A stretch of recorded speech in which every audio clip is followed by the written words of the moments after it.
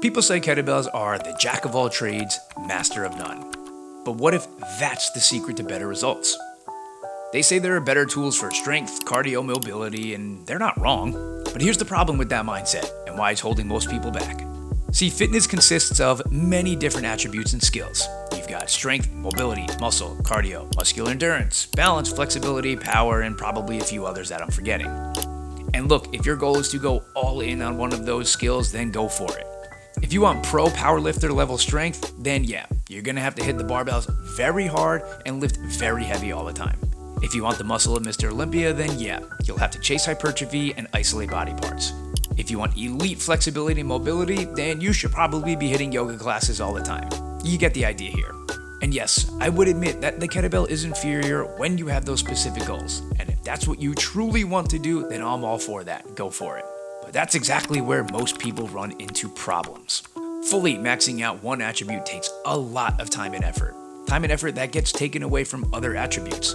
Meaning, when you spend all of your effort building muscle, you're going to be very stiff and inflexible, which causes issues. If you spend all of your time focused on becoming a yoga master, you're going to be losing out on strength and muscle, which also causes issues. As much as we want to, we can't have it all. After 19 years of training and 15 years coaching thousands of others, here's what I've noticed. Most people's goals actually have nothing to do with maxing out just one thing, and yours probably don't either. You don't care about benching 450, or being able to bend like a pretzel, or run a 2-hour marathon. You want to be well-rounded and be able to do a little bit of everything. You want muscle, strength, mobility, cardio, athleticism, functionality. You want to be solid across the board, even if that means not being world-class at any one thing.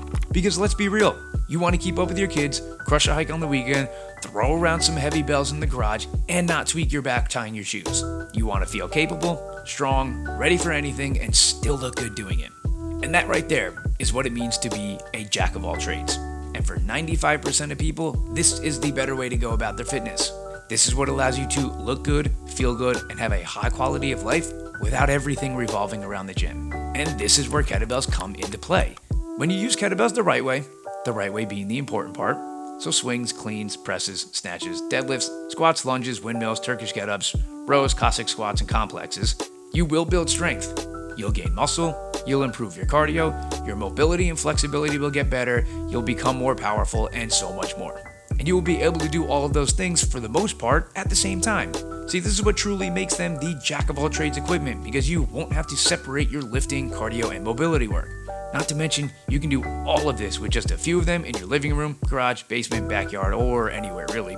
So, is being a jack of all trades a bad thing? Well, that's for you to decide. Let me know in the comments. And if your goal is to become a jack of all trades, why not train with the tool built exactly for that? Just a thought. And if you need help, click the first link in the description to get my kettlebell beginner's guide.